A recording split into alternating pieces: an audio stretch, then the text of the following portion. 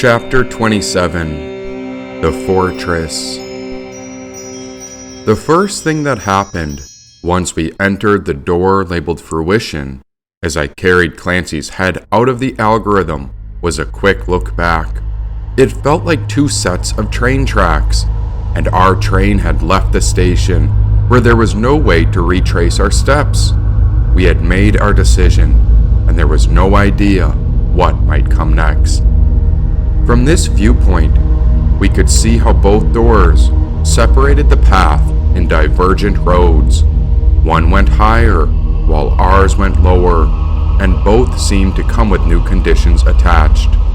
The higher road, the one we didn't take, had the words that stated illusion, while the lower path, the dark descent, stated fruition. Well, fuckity fucking fuck. We're totally fucked. Not just a little, but I'm so fucked that I'm with you, said Clancy. What are you talking about?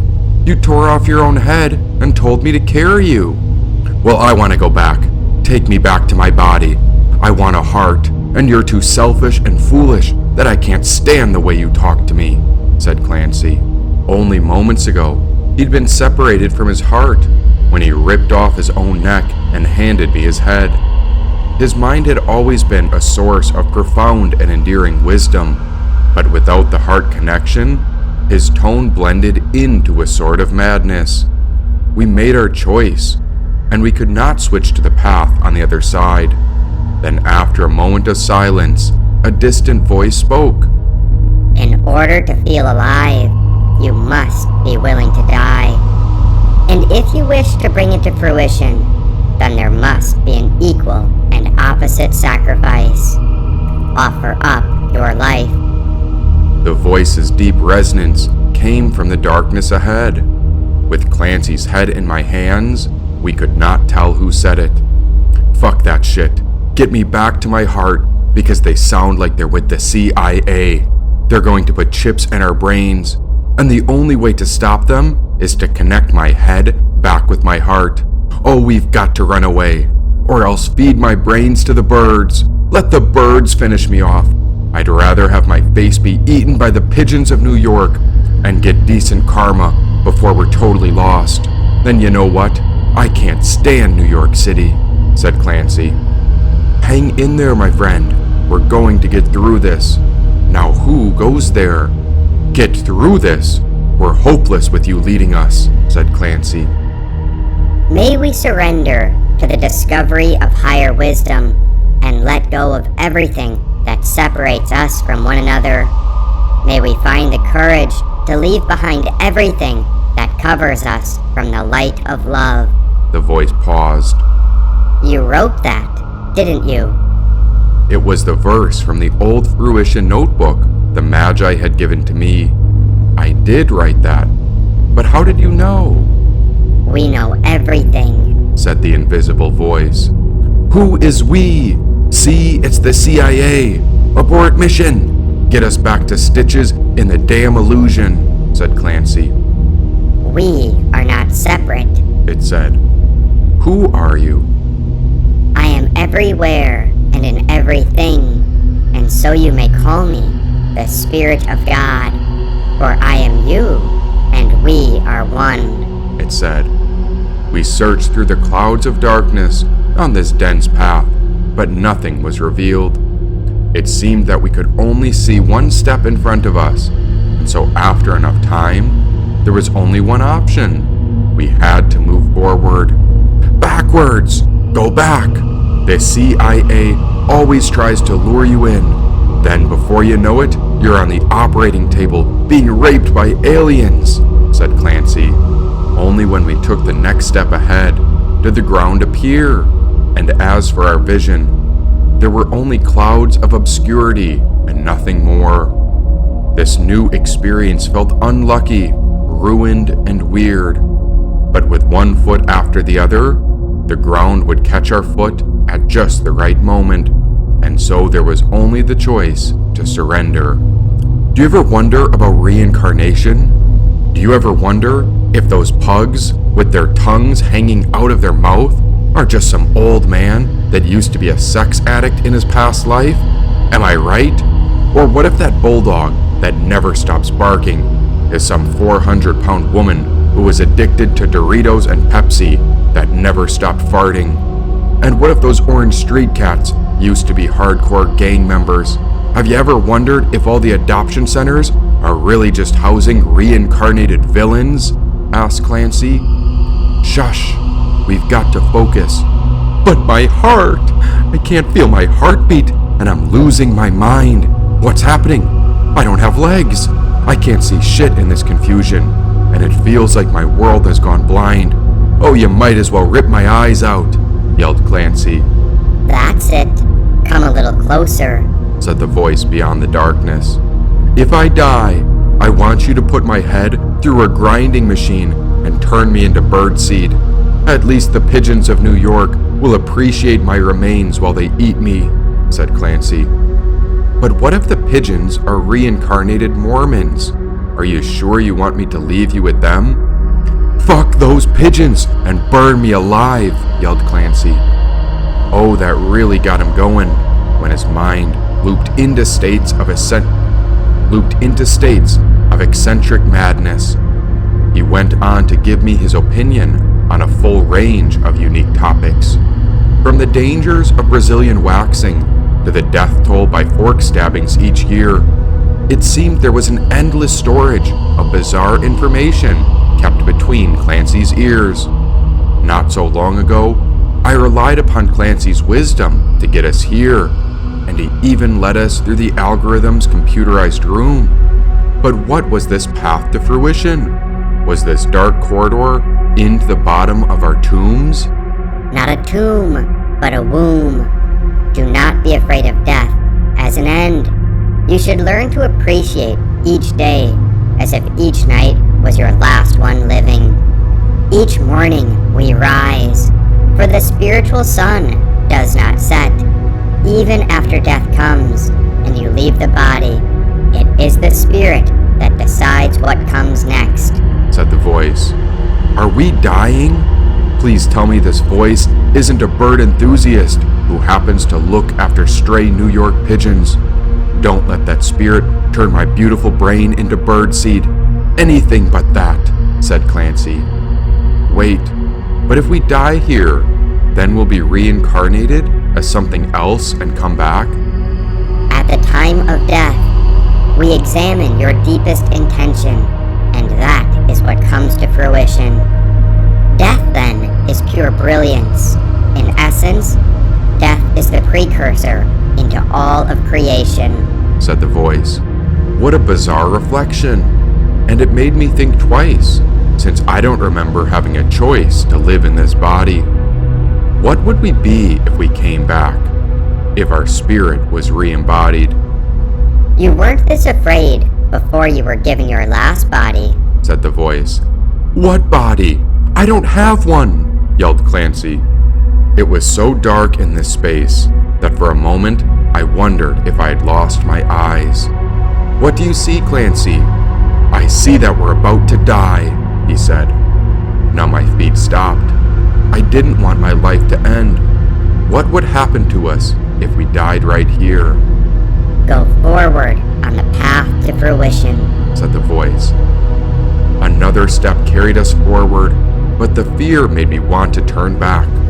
Of course, the illusion of achieving all of my own desires and personal dreams must have been far better than this. Let's say you entered into the illusion and got everything you wanted. But what happens when you reach the time limit? Once death comes, it requires you give it all back. But if you are brave, then you offer your life for something noble. Oh, I wonder what will come to you in the process of such a sacrifice. By giving everything up, you lose nothing, yet gain the most important thing, which is spiritual wisdom, said the voice. What do you mean time limit? Yes, of course. Don't you realize that the illusory world is bound by time? Everyone on Earth gets to choose what they will pursue, but the time limit for any given spirit is one life. And so what will you do? So the question becomes, what will happen at the moment of death when there's no time left? What will happen to all you've ever gained in the illusion? The spirit asked. Oh, I know this one. We have to give everything back, said Clancy.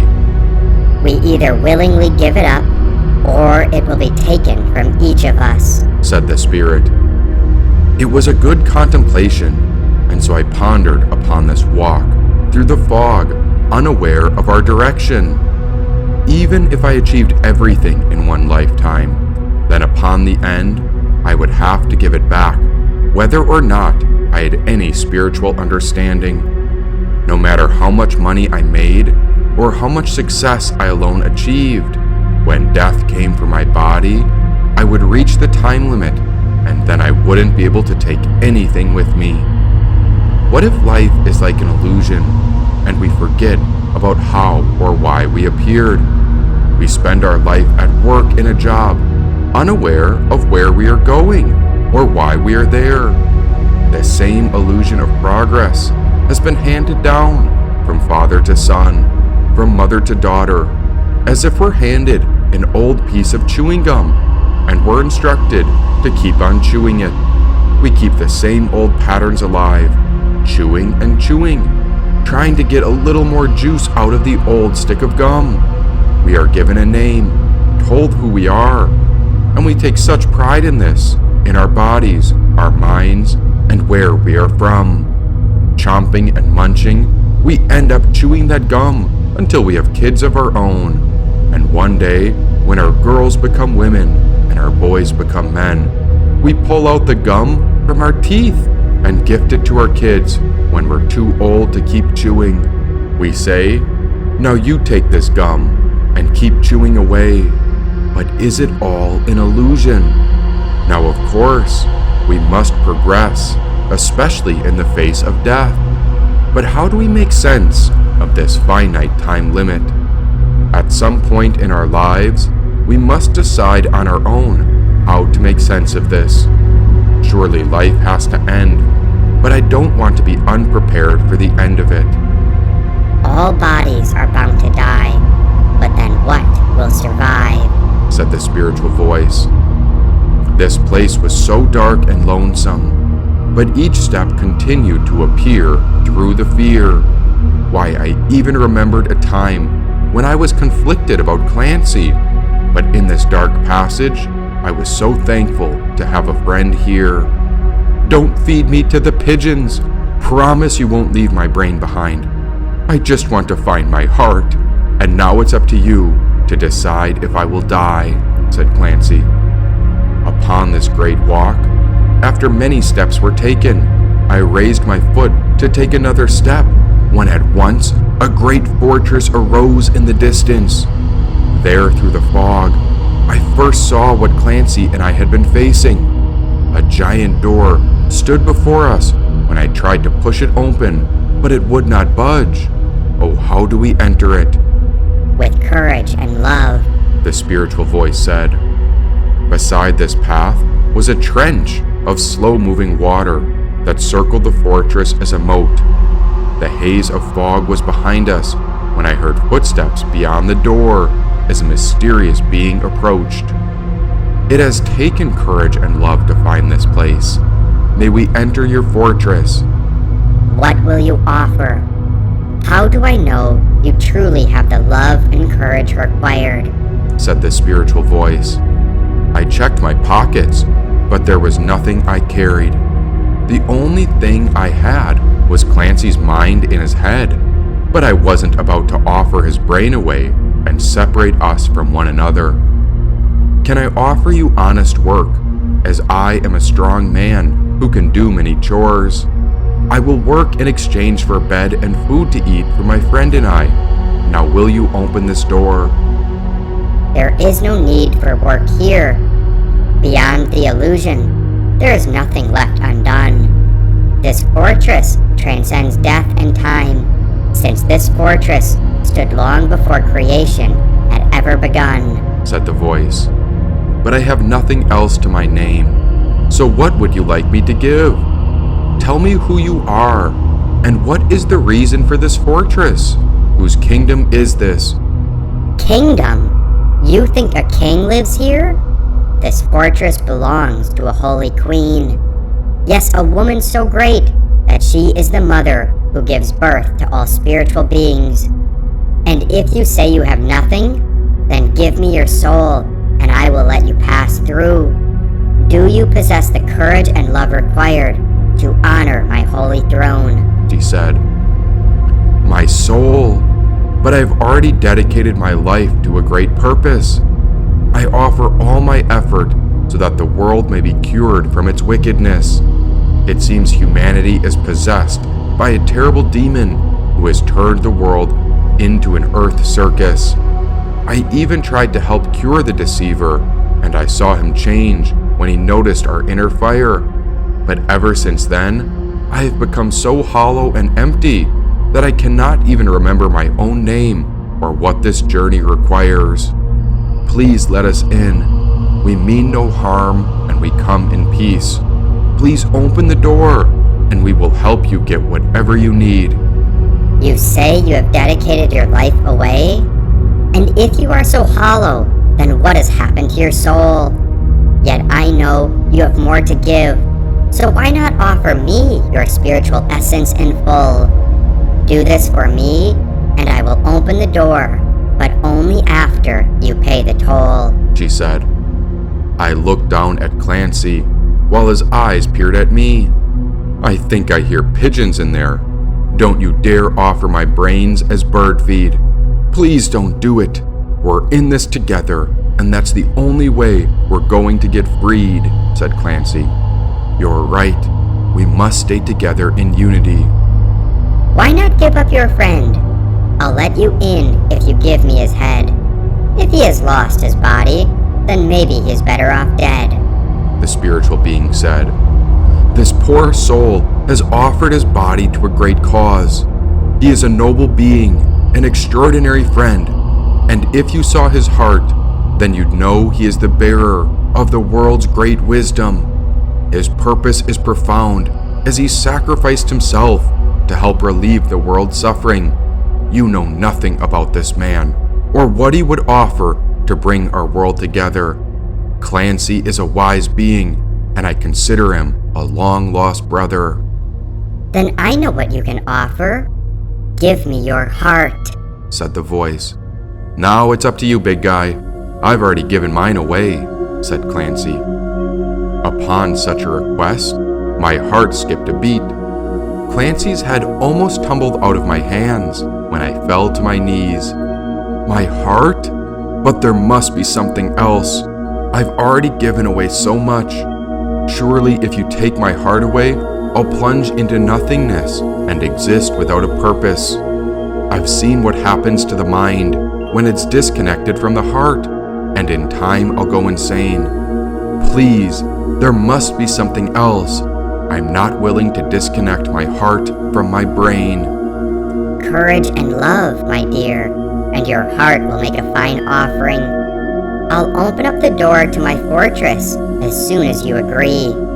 There is nothing to fear when you make such an offering to me, said the spiritual being. We've only got one heart left. Are you a monster or a demon? We are not slaves to you or anyone. So either you allow us to enter, or we're not coming in, yelled Clancy.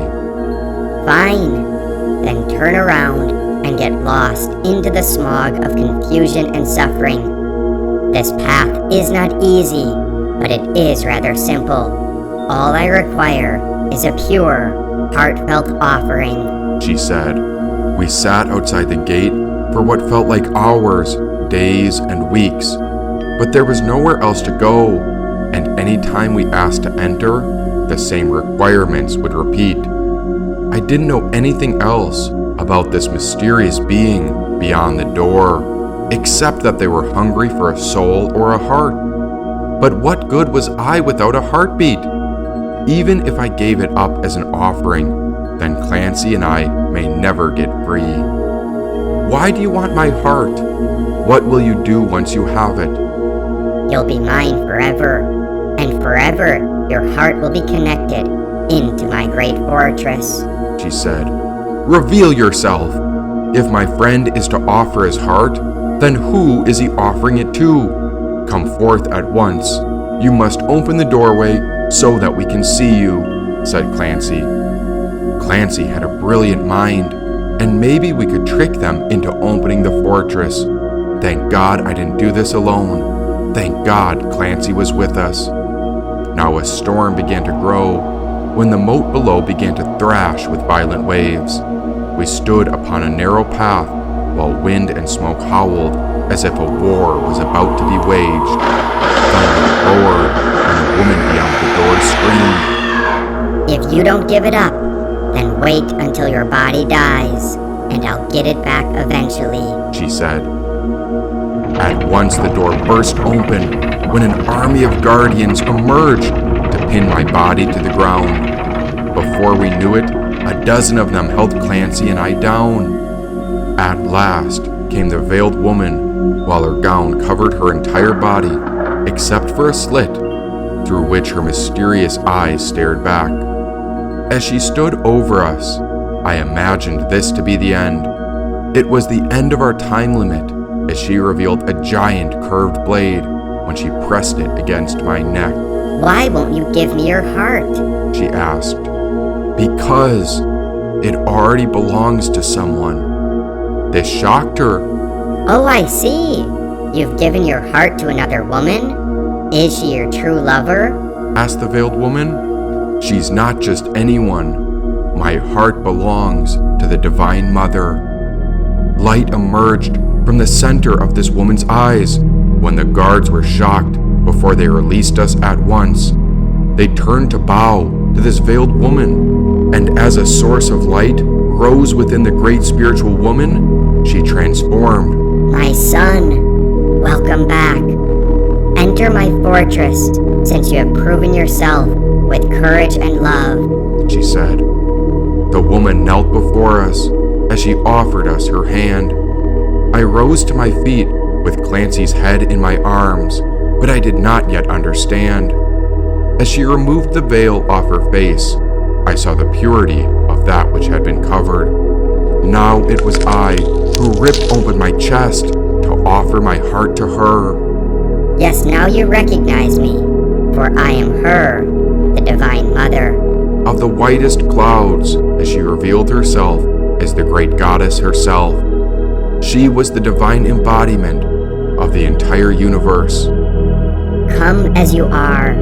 You are free to enter," she said. Once her form changed, I saw the light under her skin. She was a divine being, and her form was outlined with a golden white. "Is this your throne?" "May your heart, mind, and spirit be at peace. Welcome home," she said.